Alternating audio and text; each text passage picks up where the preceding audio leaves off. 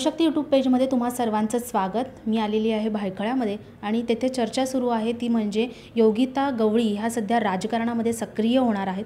अर्थात त्याचा श्रीगणेश त्या मुंबई महानगरपालिकेच्या निवडणुकांपासून सुरू करत आहेत. पण यात सगळ्यात महत्त्वाचं म्हणजे आपण सगळ्यांनी अनुभवलेल्या एक ग्रँड वेडिंग सेरेमनी, ती म्हणजे योगिता आणि अक्षय वाघमारे यांची. आणि आज बऱ्याच दिवसानंतर अक्षय आपल्यासोबत आहे. अक्षय, खूप खूप स्वागत आहे. Hello, thank you. तर अक्षय, मला सांग, किती दिवसानंतर काय प्रोजेक्टवर नक्की काय काम चालू आहे सध्या? कुठे गायब आहेस तू? नाही, गायब नाही आहेच, बऱ्याच वेगवेगळ्या गोष्टी चालू आहेत.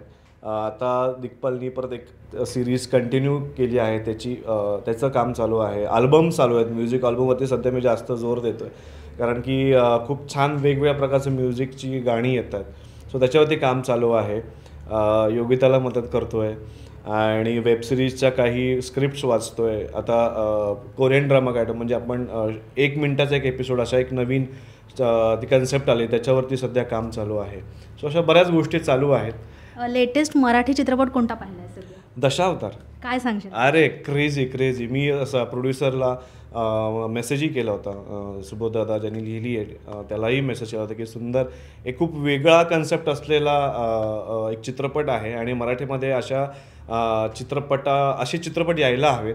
आणि खूप म्हणजे एकही फ्रेम मिस करण्यासाठी नव्हती, इतका सुंदर पिक्चर आहे आणि खूप छान वाटलं की असे नवीन नवीन प्रयत्न करत राहावेत त्यांनी.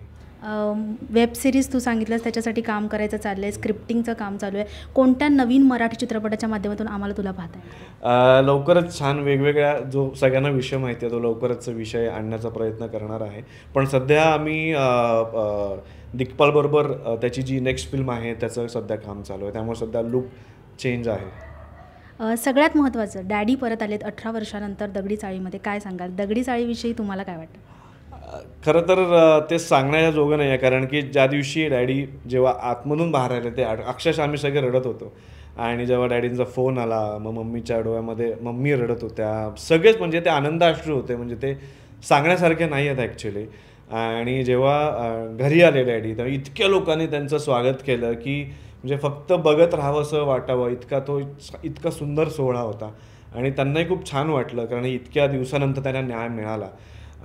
त्यामुळे खूप छान वाटतं ते घरी आल्यावरती. आता सगळ्यात महत्त्वाची गोष्ट म्हणजे योगिता गवळींची, म्हणजे तुमच्या मिसेसची घोषणा झालेली आहे जाहीररित्या की त्या राजकारणामध्ये येत आहेत. भायखळाच्या 207 वॉर्डमधून त्या निवडणुकीसाठी उभ्या राहणार आहेत. मुंबई महानगरपालिकेच्या निवडणुका काही दिवसामध्ये जाहीर होत आहेत. एक स्टार सेलिब्रिटी म्हणायचं की एक नवरा म्हणून कशा पद्धतीने तुम्ही तुमच्या मिसेसला सपोर्ट करणार आहात? नाही, मी तर कार्यकर्ता म्हणून सपोर्ट करणार आहे, कारण की तिचं काम आधीपासून लोकांमध्ये राहणं असंच आहे.